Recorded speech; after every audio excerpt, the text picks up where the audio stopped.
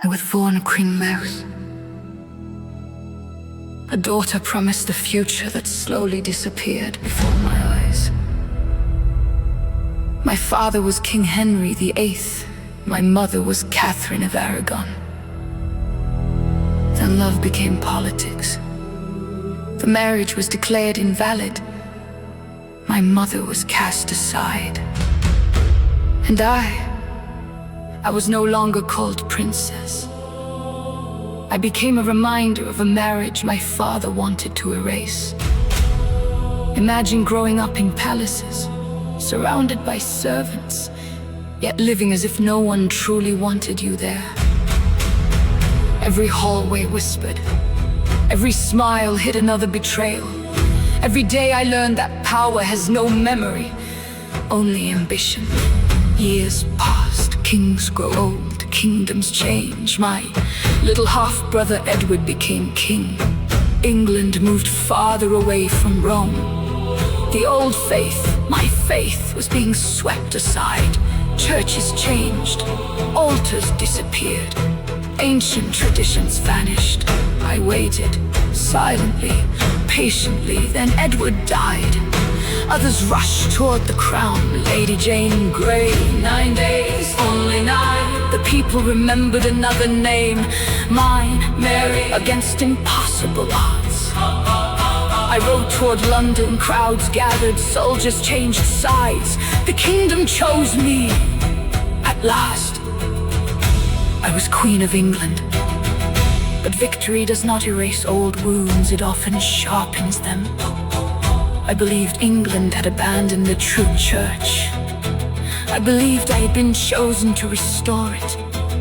And when someone believes heaven stands behind every decision, mercy becomes difficult. The fires began. Men, women, preachers, ordinary believers, accused of heresy.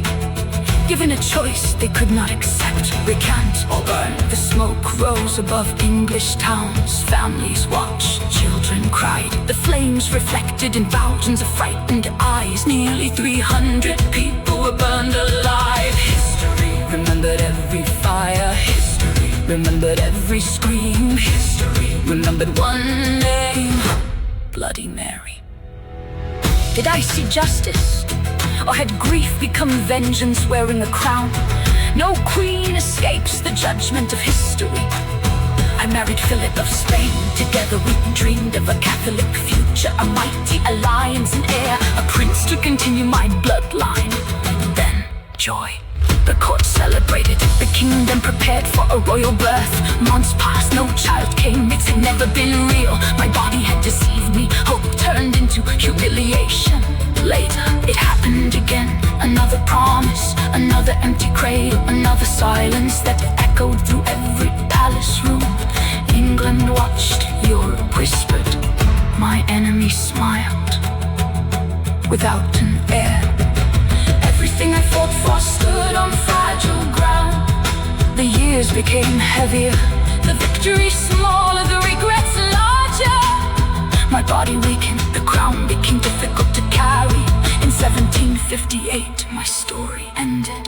My half-sister Elizabeth inherited the throne. She reversed nearly everything I had struggled to restore. The fires ended, the kingdom changed once more. Centuries passed, legends replaced history. Children stood before mirrors, whispering my name into the darkness. Bloody Mary, Bloody Mary, Bloody Mary, Bloody Mary. But the real story was never about ghosts hiding inside glass. It was about power, faith, fear, a lonely child, a determined queen, and the terrible cost of believing that righteousness can be forced by fire. History rarely remembers our tears.